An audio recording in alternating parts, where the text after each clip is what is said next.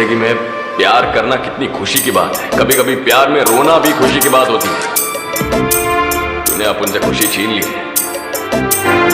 अपन गलती करता था तो चांदनी खींच के एक देती थी। अब मैं गलती करेगा तो कौन मारेगा?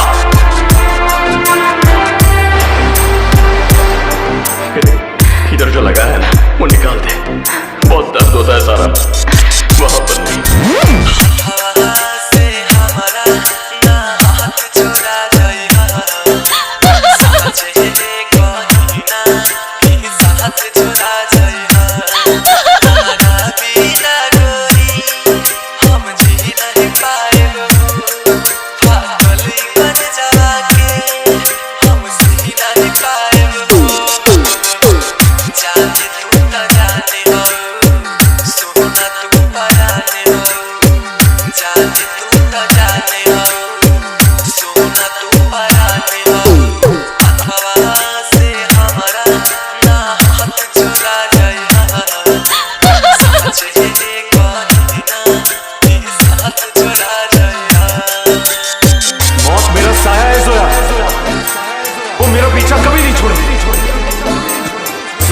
गटर में पले हैं, गटर में ही जिएंगे और गटर में ही मरेंगे। इतने बुरे भी नहीं थे जो ठुकरा दिया तूने मुझे। तेरे अपने फैसले पर एक दिन तुझे भी अफसोस होगा।